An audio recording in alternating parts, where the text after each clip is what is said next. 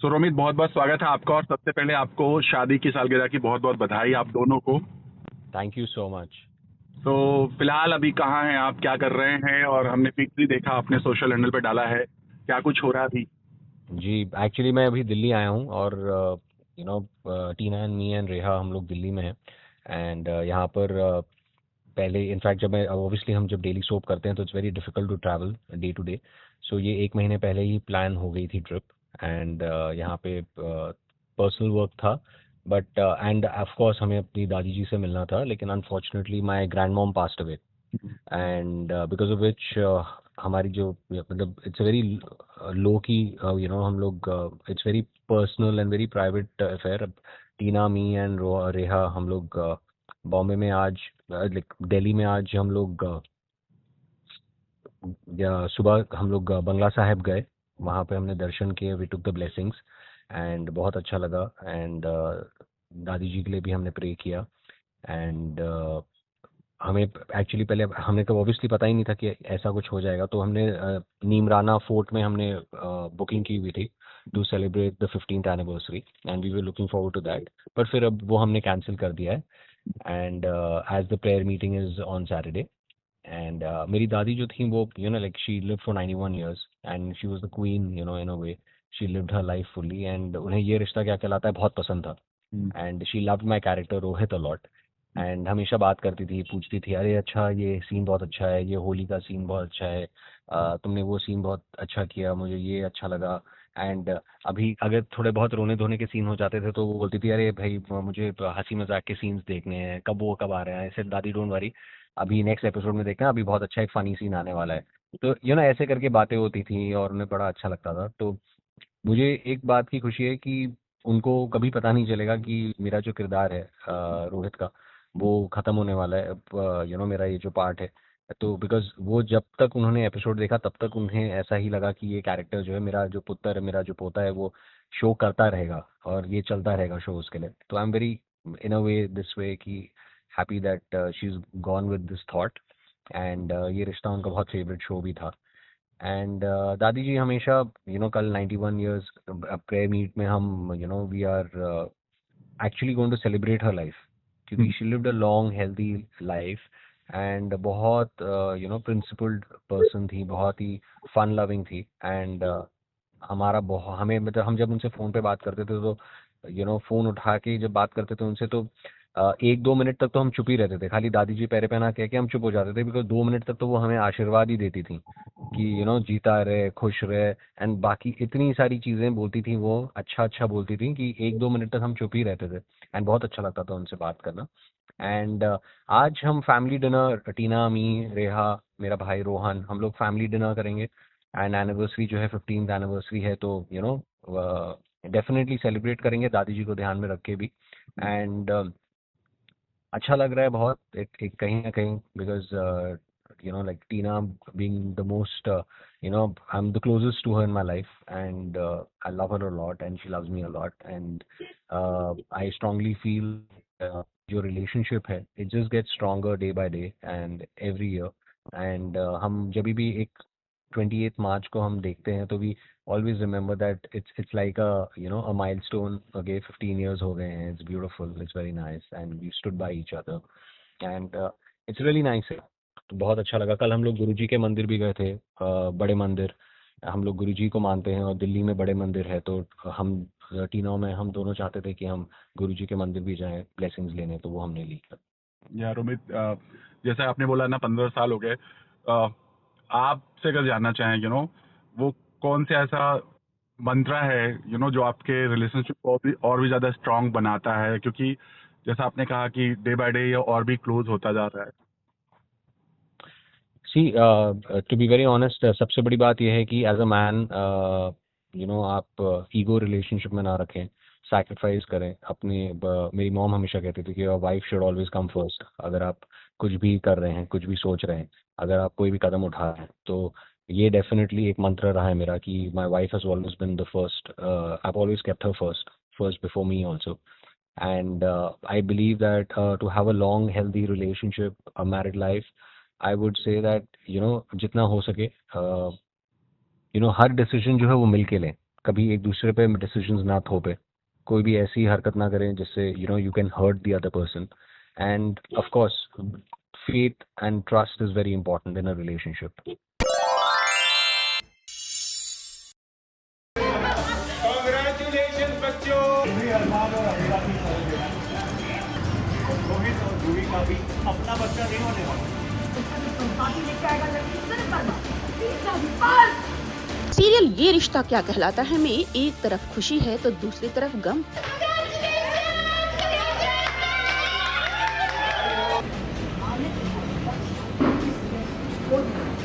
जी हाँ, घर वालों को पता चल चुका है कि अभीरा प्रेग्नेंट है।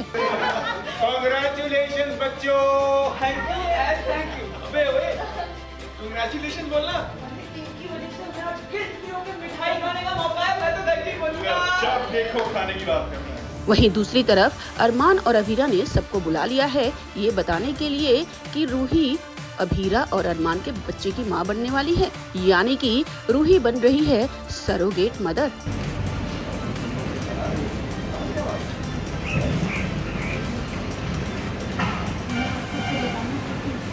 अब चलिए दिखाते हैं आपको ये दोनों सीक्वेंस। सबसे पहले लेकर चलते हैं आपको अभीरा और अरमान के घर, जहाँ पे पूरा पोद्दार परिवार एक साथ आ गया है। इतना ही नहीं, बी नानू एंड फैमिली भी शामिल हो चुकी है और सभी मिलकर अभीरा और अरमान को देते हैं सरप्राइज और बताते हैं कि उन्हें पता चल चुका है कि अभीरा भी प्रेग्नेंट है।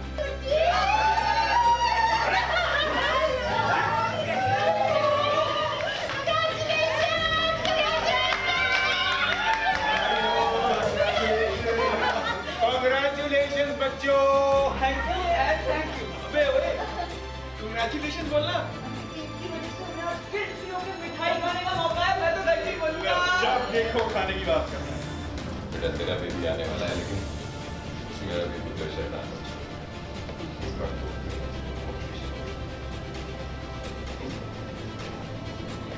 हाँ वीरा, हमारे लिए तुझसे और तेरी हेल्थ से जरूरी और कुछ नहीं है।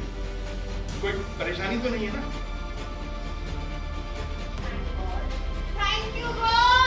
काजल गिफ्ट में अभीरा को एक रिंग देती है। वैसे तो अरमान उसे लेने से मना करता है क्योंकि ये बहुत एक्सपेंसिव है, लेकिन फैमिली के प्रेशर में उसे लेना ही पड़ता है। अभीरा और अरमान के चेहरे पर उदासी है क्योंकि उन्होंने अपने मुंह से ये सब सच नहीं बताया है। नहीं चाची से मना मत कर।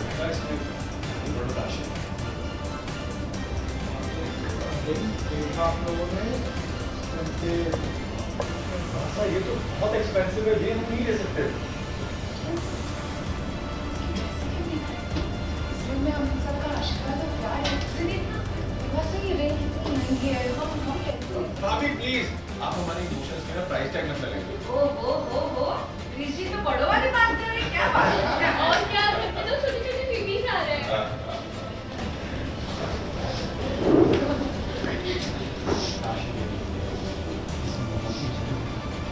पीछे मैं कैसे कोरस सिंगर, ये लोग तो बहुत ज्यादा कर रहे हैं, इसीलिए 3 2 1 गो।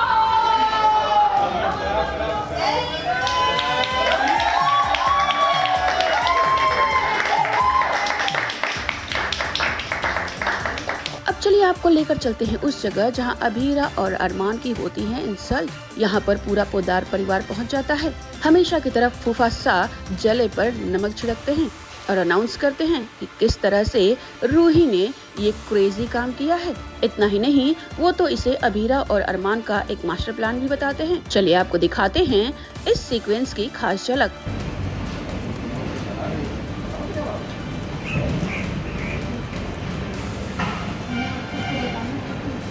अरमान और अमीरा की रोहित और जूही का भी अपना बच्चा नहीं होने वाला। जूही को ममता का ऐसा फितूर चढ़ा कि वो अमीरा और अरमान के बच्चे को जन्म देंगे, और हमारे रोहित जी के भी दिमाग पर पत्थर पड़ गए हैं जो इनके घटिया प्लान में शामिल हो गए। ये रूही और रोहित का प्यार है, ये भी उन्होंने हमारे बारे में सब और हम किसी से सच छुपाना नहीं चाहते। हमें सब कुछ सच बताना था, इसलिए आप उसके पास हमें लगा था कि बाकी सब लोग शायद हमारी मजबूरी समझ जाएंगे। और आप इसी तरह से ये करेंगे जैसे अभी कर रहे हैं। तो मौन अरमान, तुम्हारा जब भी झूठ पकड़ा जाता है ना, तो तुम यही रोना रोते हो कि मैं मजबूर था। चलो मान लिया कि तुम मजबूर थे, लेकिन तुम इतने सेल्फिश कब से हो? जिस बच्चे को रूही अपनी गोद में 9 महीने रखेगी और उसे जन्म देगी, तुम और रूही उसे छीन कैसे सकते हो? जब ये बेबी मेरा है ही नहीं तो छीनने की बात कहाँ से आ गई तुम्हारे पास? अरमान और अबीरा ने तो दक्ष को इन्होंने तुमसे 6 महीने अलग रखा था। तुम लोग हमसे लिखोगे नहीं। बहुत तुम्हारा बिल्कुल सबसे बेहतर है। नहीं उसके तो बर्बादी लेके आएगा, जब किससे नहीं बर्बाद बस बस तुम दोनों प्यार और आशीर्वाद काबिल।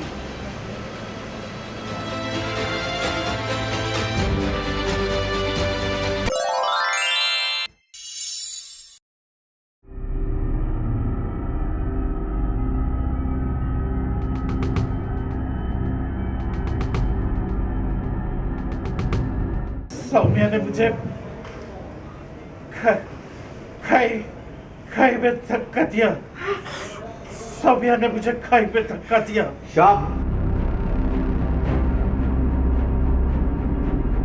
सीरियल मंगल लक्ष्मी में आया हाई वोल्टेज ड्रामा, जहां सौम्या पर लगा बड़ा आरोप। पापा क्या कह रहे हैं आप? उससे फिर से कहिए। उससे धक्का दिया मुझे।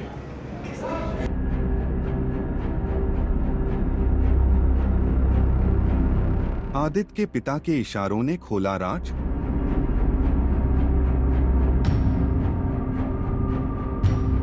वही आदित्य का फूटा सौम्या पर गुस्सा।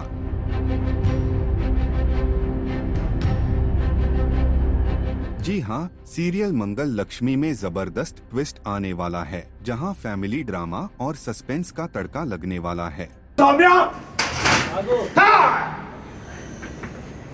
दरअसल हॉस्पिटल में आदित्य के पिता नाजुक हालत में पड़े हैं और पूरा परिवार उनके इर्द गिर्द खड़ा है। इसी बीच आदित्य के पिता इशारों में कुछ कहने की कोशिश करते हैं, जिससे ये साफ हो जाता है कि उनके गिरने के पीछे सौम्या का हाथ है।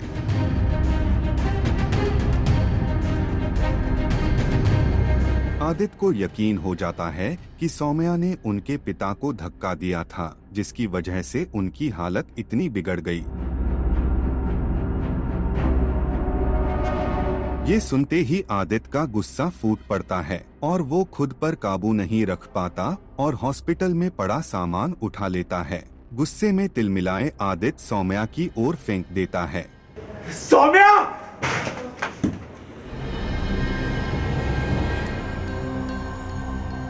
ये देखकर सौम्या पूरी तरह से शॉक्ड रह जाती है। पूरे हॉस्पिटल में अफरा-तफरी मच जाती है। परिवार के लोग आदित्य को रोकने की कोशिश करते हैं, लेकिन वह अपना आपा खो चुका होता है।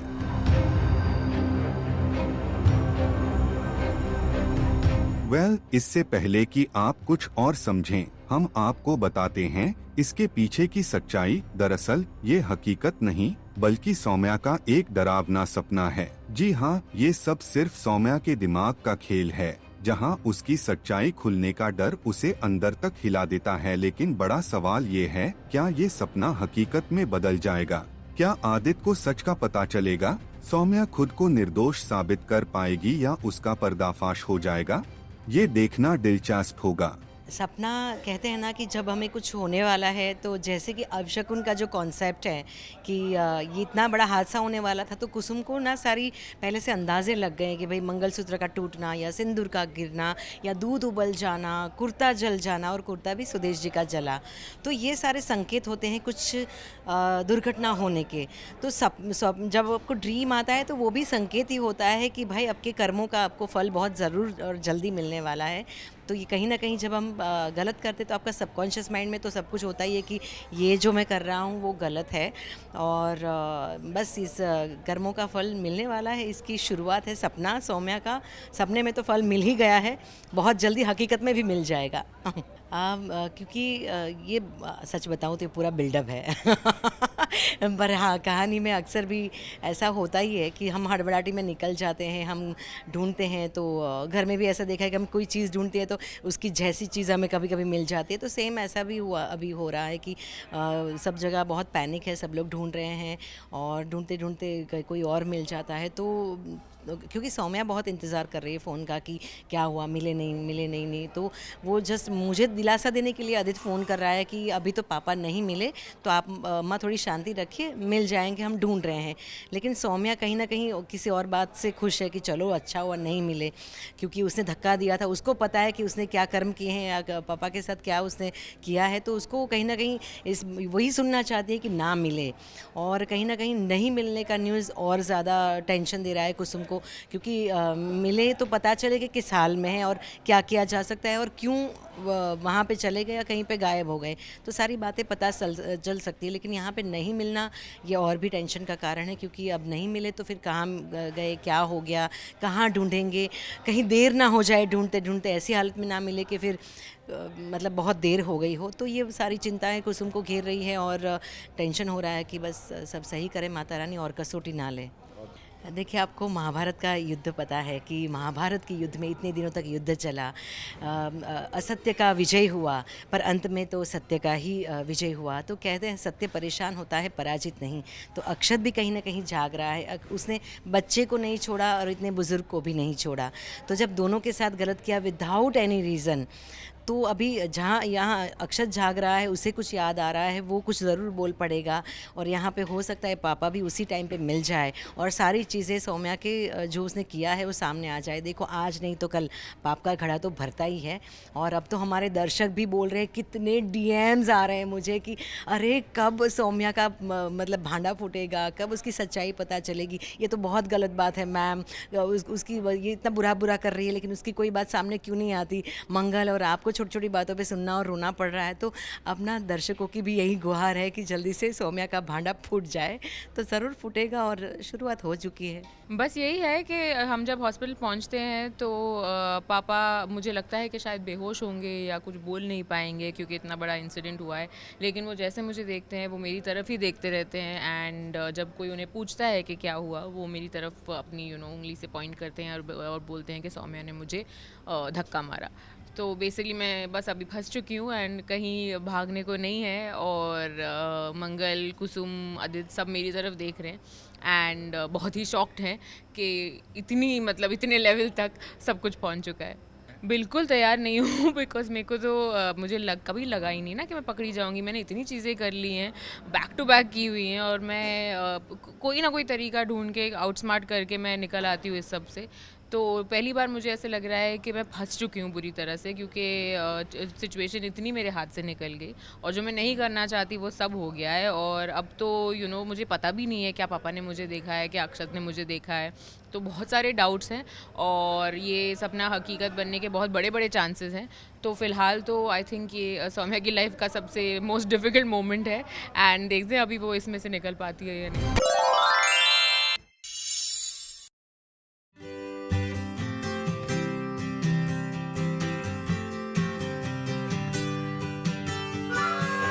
दिन भर इधर उधर घूमती हूँ, दूसरों के पास जो खाना होता है वो मांग के खा लेती हूँ। मैं यूजुअली खाना ज़्यादा एंजॉय नहीं करती अनलेस ऐसे शामी कबाब और काली दाल और बटर चिकन, ऐसे कुछ बहुत, या चाइनीज़, ऐसा कुछ बहुत ही, मुंह में पानी आ गया बोलते बोलते।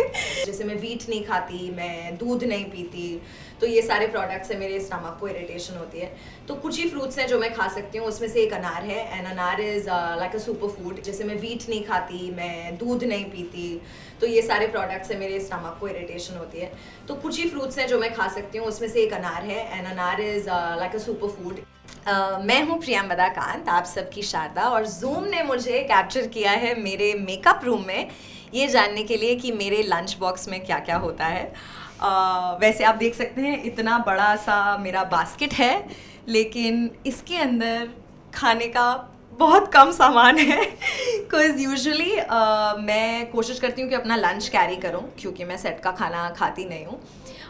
पर शाम तक मुझे कुछ एक्साइटिंग खाने का मन करता है, तो मैं कभी सेव पूरी, कभी कुछ ऑर्डर कर रही होती हूँ। पर जो स्टेपल है, जो मैं हर बार रोज़ मैं करती हूँ, वो है एक तो नारियल पानी। रोज़ सुबह मैं आके नारियल पानी पीती हूँ। अगर सुबह ज़्यादा भीड़ ज़्यादा भीड़ कमरे में होती है और ज़्यादा लोग होते हैं और टाइम नहीं होता है, तो मैं शाम को नारियल पानी पीती हूँ। पर ये मेरा डेली का है। अगर मैं शूट नहीं भी कर रही होती हूँ तो भी पीती हूँ। एंड आई रियली थिंक कि इतनी गर्मी आ गई है तो बहुत ज़्यादा ज़रूरी है खुद को हाइड्रेटेड रखना। अगर नारियल पानी नहीं है तो इलेक्ट्रॉल या कुछ भी और आपको पीना ज़रूरी है। नारियल पानी नेचुरल इलेक्ट्रोलाइट्स हैं, तो बहुत अच्छा है कि आर्टिफिशियल इलेक्ट्रोलाइट्स नहीं, आप नेचुरल इलेक्ट्रोलाइट्स पिएं। तो नारियल पानी मेरा डेली है। अगर आपको मेरी त्वचा का राज जानना है तो वो नारियल पानी है। उसके अलावा मैं लंच में काफ़ी बेसिक चीज़ें खाती हूँ। अगर मैं आपको अभी दिखाऊंगी तो आप, स्पेशली अगर मेरी मम्मी देखेगी तो आई थिंक रो पड़ेगी। तो ये है मेरा लंच, और लंच में आज मेरी कुक ने बनाया है जीरा राइस और फ्राइड लौकी।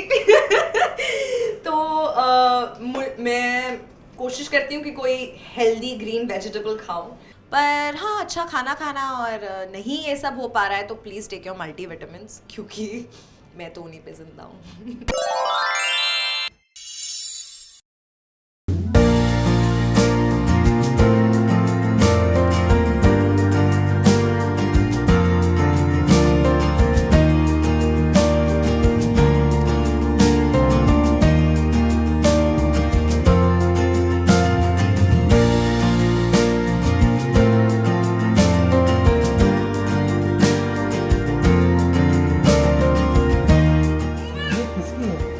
यहाँ कैसे आई?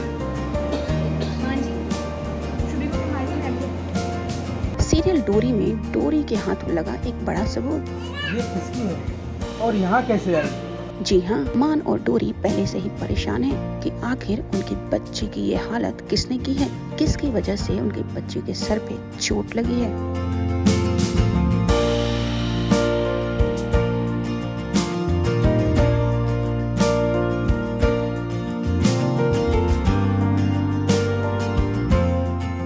फाइनली अब डोरी के हाथों लग गया है एक सबूत। डोरी के हाथों लगी है एक रिंग और उस रिंग को देखकर डोरी को हो जाता है शक। आपको लेकर चलते हैं सीरियल डोरी के सेट पर, जहां पर बच्चे के पालने को मान और डोरी डेकोरेट कर रहे हैं, लेकिन साथ ही साथ वो इस बारे में चिंतित भी हैं कि आखिर बच्ची को चोट किसने लगाई। और तभी डोरी के हाथों लगता है एक बड़ा सबूत। चलिए आपको दिखाते हैं ये पूरा सीक्वेंस।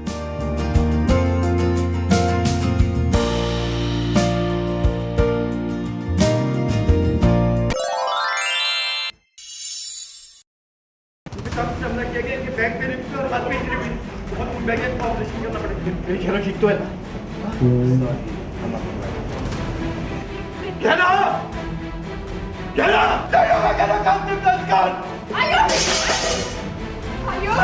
टेलीटॉक लेकर आया है आपको सीरियल गहना के सेट पर, जहां पर गहना को लग चुका है चाकू और आयुष्मान उसे गोद में उठाए पहुंच चुका है हॉस्पिटल।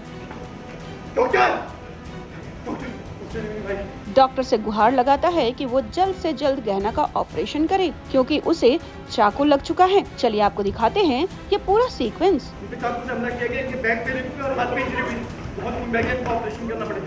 मेरी बात मानिए, मैं खुद एक डॉक्टर, मुझे ऑपरेट करना पड़ेगा जल्दी। लेके आओ स्ट्रेचर, लेके आओ जल्दी। रखो जल्दी स्ट्रेचर पे। ओके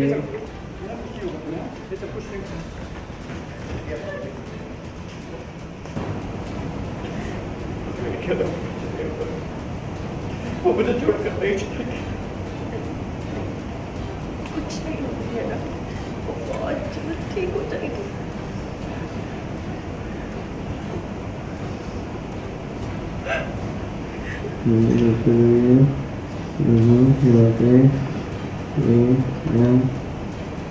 कल गहना को चाकू लग चुका है, गहना हॉस्पिटल भी पहुंच गई है, लेकिन ये क्या, सीरियल में आ गया है शॉकिंग ट्विस्ट जब गहना की हो चुकी है डेथ और इस बात को आयुष्मान बर्दाश्त नहीं कर पा रहा है। चलिए आपको दिखाते हैं ये पूरा डेथ सीक्वेंस।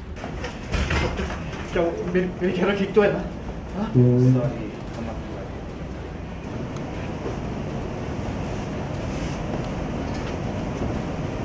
आयुष, आयुष,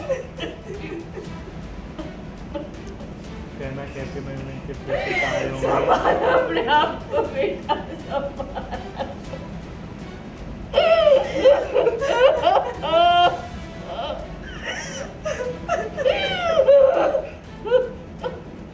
पीछे जो दोनों निकल जाओ, पीछे बैठे हुए निकल जाओ।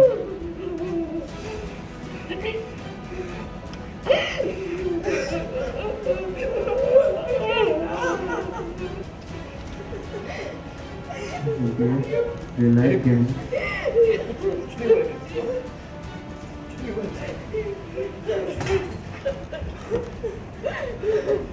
गहना, गहना, आयुष, आयुष। पूरी फैमिली परेशान है, सभी रो रहे हैं, हैरान हैं कि आखिर गहना कैसे मर गई। जाने का तो मुझे भी है, लेकिन मैंने कभी किसी का बुरा नहीं चाहा। मैंने किसी को चाहा तो सिर्फ तुम। दूर रखो मुझसे, दूर। मैं तुम्हारा कभी नहीं होगा, मरते दम तक नहीं। और मैं बस इतना जानता हूं कि मेरी गहना के 3 कातिल हैं। एक आप जिसने अपनी मनुष्यत से हमेशा हमारे रिश्ते को नजर लगाई, एक ये